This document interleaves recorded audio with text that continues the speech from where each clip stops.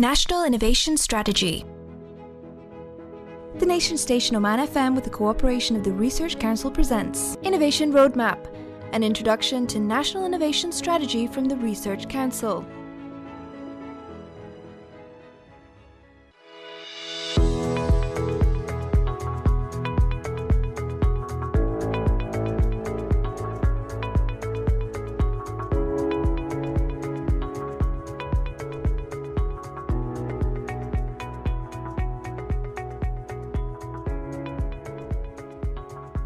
Hello and welcome to Innovation Roadmap. I'm Lakshmi Kothaneth with Ahmed Allawati. And joining us today to understand more about the journey of innovation, and that is from the National Innovation Strategy's point of view, our guest today is Mr. Tawfeeq Abdul Hussein Allawati, His Excellency, the Honourable Member at Majlis Shura and Member at Commercial and Financial Committee, Member of the Institutional and Social Integration Pillar of the National Innovation Strategy. Welcome to our program. My pleasure to be here with you today. Thank you. And you definitely have a very clear idea of what is going on in the economy, being a member of the Majlis Shura, and in terms of the mindset and innovation. How would you define? Well, I don't want to go to the academic definition of innovation. What is concerning me more about the economy, that in order to be prepared for the 21st century economy and to be competitive regionally and globally, and to diversify our economy, we need to move from the situation where we knew that this is not going to take us furthermore in the global competitiveness index. So the cabinet has, I think through the TRC, appointed UNCTAD, which is a part of the United Nations, to assess the readiness of Oman in that platform. And one of the issues considered was about the innovation. Okay. And we are talking about the creating the environment for innovation. Today we are talking about the new economy, which is not totally depending on oil, but more diversified.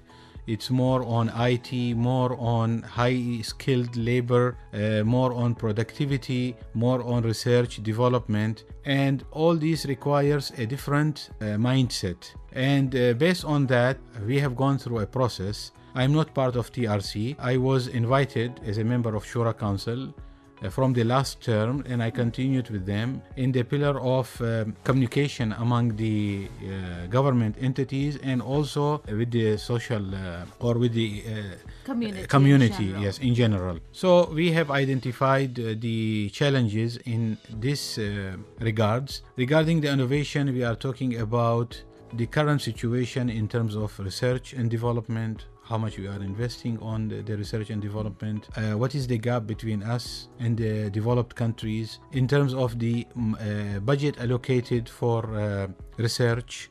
We are very low compared on the percentage what we spent on GDP compared to the developed countries. And what we are spending is very negligible. I mean, very low amount. So we are talking about copyrights, new developments, intellectual property. All these issues will definitely improve our innovation performance in terms of innovation. So these were the different variables we were talking about. Initially, it was a meeting for all different labs. Mm-hmm. Then we were divided into different teams, and our direct responsibility was regarding the communication among the different stakeholders. Okay. And so that everybody is thinking on same lines and speaking the same language. Would you say that is the main objective? Well, I have not done a survey before and after. Mm-hmm. But definitely the UNCTAD highlighted the one major challenge in the innovation strategy, that we should have a better communication among the stakeholders. Mm-hmm. And we have to work as a one. Stakeholders will be the ministries. They are the ministries. There are also private, because you are talking about the educational institutions. You are talking about the manufacturing industry. Okay. when we are talking about improvement on innovation. The government has to prepare the platform, improve the regulations, encourage everybody to move to this type of economy. But the other stakeholders from the government side or from the private sector. Today you are talking about education institutions, basic education. There are also private education institutions providing basic education. We have to involve them. Then you are talking about the higher education. Half of the students in Oman are being sent to the private higher education institutions. So they should have the same wavelength and frequency regarding the innovation strategy. So we have to involve everybody, and like Tanfeez, there has to be certain KPIs. How transfer this strategy from something fancy on a piece of paper into a plan of action, into KPIs, and then monitor what we are achieving and how fast we are moving or slow we are moving in achieving these KPIs or objectives. Okay. So you just mentioned about the schools and the private school and how it should synchronize. So is that where innovation should start? It is the first step for the innovation.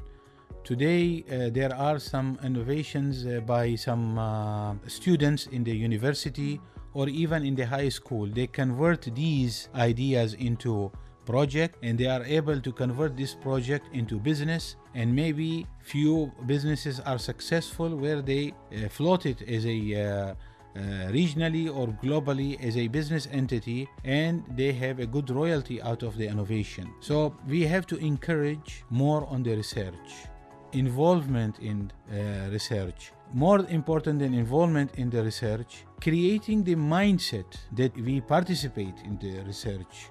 We move from educational system based on spoon feeding to more on thinking, critical thinking, some other skills of presentation. We want labor force to be joining these companies or organizations who are involved in the innovation and in the research. So if our outcome of the education is matching the needs of last century, we are not going to be competitive, or our organizations will not have the requirements to operate properly, and then there will be need to again bring more expatriates to contribute to these institutions. So education is very important. It's one of the major partners should be considered, and we have to revise what was our job here to see the policies, the regulations, even the curriculum. We are not technically, when we were sitting, gone to this level,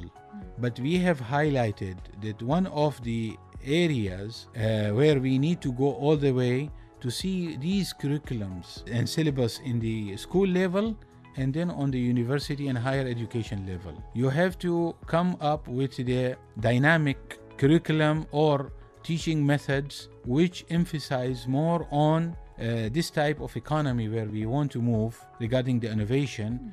And it's not just about memorizing some information and testing the memory or what we have been learning in the 70s or 80s. You need more emphasis on the skills of operating the computers or the different softwares, because we are going towards this type of... This is the future. Yeah. If not the present already. It is indeed. Yeah. And sorry, can I add? And yes. One challenges today we have now in terms of even... maybe a little bit digress here about the employment of Omanis. There is a mismatch between the outcome from the educational institutions and the requirement of the economy. So if we are not more dynamic and bring people who are ready to fit in, then we will have some more serious challenges. So that itself is a sign that the social integration pillar is highly needed, because Indeed. there is a lack of communication. The mismatch is being caused because of the lack of communication. Initially, our task was regarding the different government stakeholders, Okay. and like educational, even private, from the business point of view, and manufacturing. But more important is the social part of it. The input is coming from the society. When we are talking about the human being, here we are talking our product is the individual citizen. Yes.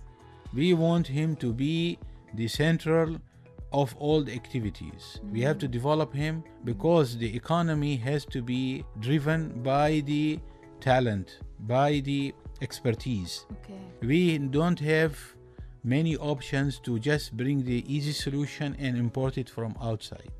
We have to create local talent in terms of productivity, in terms of competence, and in terms of contribution and participation in all these activities regarding the research, the innovation. And would you think that's the only way we can have real economy? That is a guarantee then. When the individual himself is trained and becomes the focal point. See, the real economy is economy if you let it float alone and will survive by its own. Today, in our economy side, we are more dependent on the government spending. Yes. And the construction sector is developing or contributing because government is giving projects. Government is giving grants to the students. The higher education institutions are booming. If tomorrow government will stop these scholarships or grants, they have a big challenge. They have to stand alone as in institutions in terms of quality, in terms of the outcome, the product what they generate, and in competition with regional and global institutions. When we are talking about medicine, we have to also, today government is the primary healthcare provider.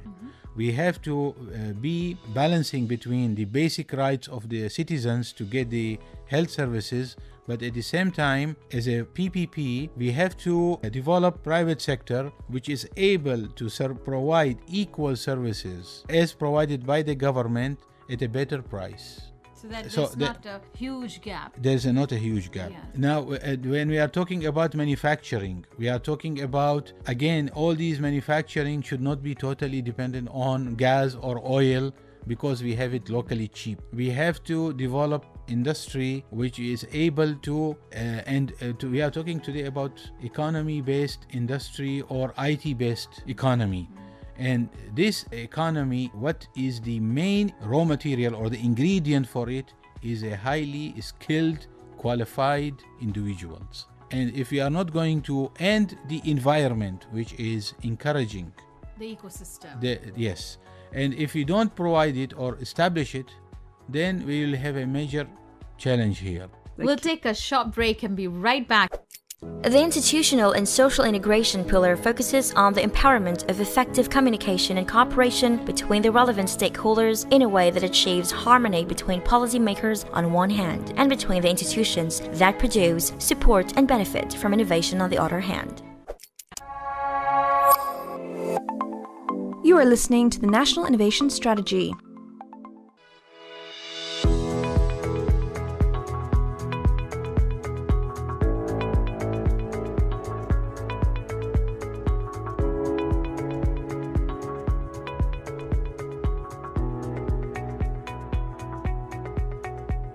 So we're going through a major transition where so far it has always been the government that created the ecosystem, that initiated even in research and development.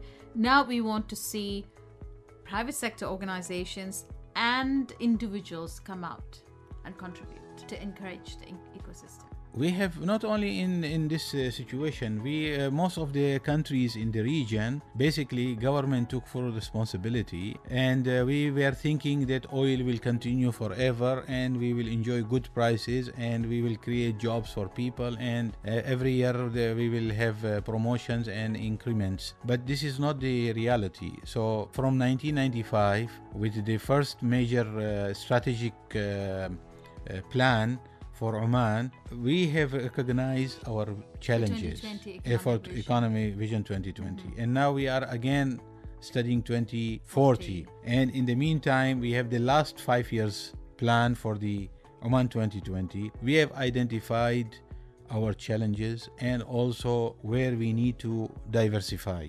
Identifying the objective is one step, but we need to be more dynamic. We need to move fast. We need to have less government involvement, less regulations, restrictions, more encouraging actions to encourage more business. Unfortunately, sometimes in short sight, we want to increase the revenue and we start imposing taxes and fees, which is going to backfire us, and it is going to reduce the economy, not increase or improve the economy. So what we need to do, we need to give weight to the institutions which pay emphasis to the research and development, which attract young Omanis and invest in them. We cannot treat them commercially to institutions just on the price.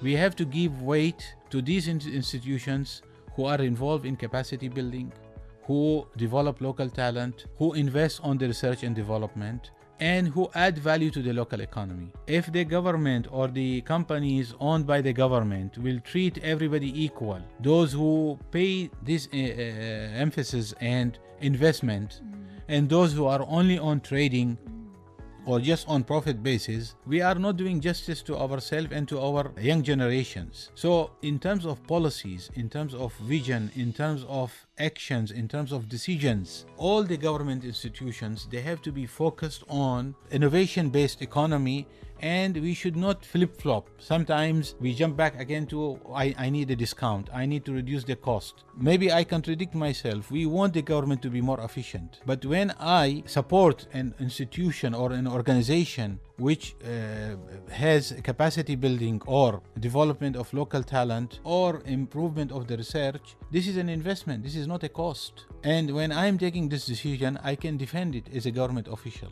It is not only I just buy a product. I need tomorrow to know how to do it locally and add value to the local economy. Unfortunately, in many sectors, like in power, in energy, in oil and gas, the easy solution is just go back and hire a consultant. We have enough local talent. We can develop it and have our own innovations. Today in oil and gas sector, we have the worst conditions on global basis in terms of the oil recovery and enhanced recovery. We should own this know-how and use it as a technology. We can sell it or transfer it to other countries who need it. We have to develop this. We have to have knowledge and own it. Yes. We need to encourage these centers and companies to own it and add value to our economy. And we should not only depend on just because we have today easy income coming from oil, and that's where we are safe. So that is innovation, thinking of innovation and bringing in innovative methods, even in the current economy. Our tough experience would have been tight oil, not easy to recover. Yes. But from that has come the enhanced oil recovery, which PDO has invested in greatly. But that could be the knowledge to invest on for future. Yes, and also encourage the companies as a partners to contribute and develop local know-how and talent. And then these companies can go abroad and get more business and revenues for the local economy. So this is just one example of innovation or capacity building locally. If you are going to say, okay, I'm going to use consultants, we are not building local know-how. We don't even allow us to own this. We pay for the development, but we don't say it is our patent, it is our know-how, it is our technology. The technology was developed by our finance, by our talent, and anybody can copy it and paste it. So whether it is oil or it is gas or it is petrochemicals, we need to move where we can develop our own technology or our own expertise. And when we are talking about some countries, they don't have oil, they don't have other natural resources, and today they are global players because they have invested in the individuals and they have created the environment which is encouraging innovation, and that has paid back for them, and now they are enjoying it. We'll take a short break and be right back.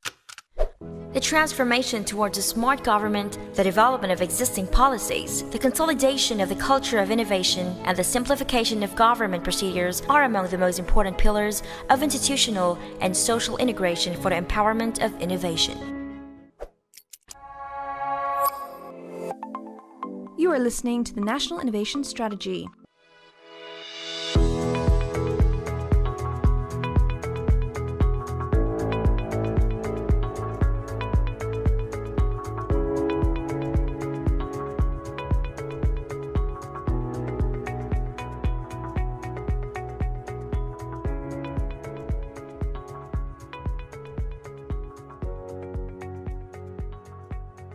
when we look at the topic which we've been looking into, that is a pillar of social integration pillar of the National Innovation Strategy, what is the role and where are the missing links in the integration as of now, according to you? Well, to be very honest with you, when we were discussing this pillar, it was mainly about communication among the government stakeholders, and when we are talking about the private sector. But it seems that after we submitted our report, or at the end of it, some idea came about the social awareness as well, and I agree with it. I think we should not consider social just to educate it. Same again like a tanfeed. We should have partnership with all individual citizens and who are residents here as a stakeholders, and we need everybody's contribution and participation to move us to a more diversified economy. So the social awareness starts with the parents about their children, about their investments, whether they invest on the building or in a house or on the selection of the school or on the higher education or in general. So what are their, even when I buy a phone or I buy a gadget, whatever, or a pad or a tab or a PC, the first school for any individual is the home. Before it is the school, it is the home. It starts from the home. The home cannot put all the responsibility at the school. We send him to the school and they will do all the job on our behalf. So the society has to own this strategy as well and be a contributor to support it and make it success in our choices, where we are buying, what we are buying, how it will improve our innovation. I was in a European country, and the family name of the person was a name of a very famous car. Okay. And he was driving me in a very average car. So I told him, your name does not match the car. Yeah. He said, in our country, if you don't buy this car, this is half of our economy is dependent on this company. All these houses, cottage industries are going to collapse If you don't buy. if you don't buy. So everybody is supporting this organization because it is their identity. And it's become their extended. Yes, now it has developed half of the local economy to support this product.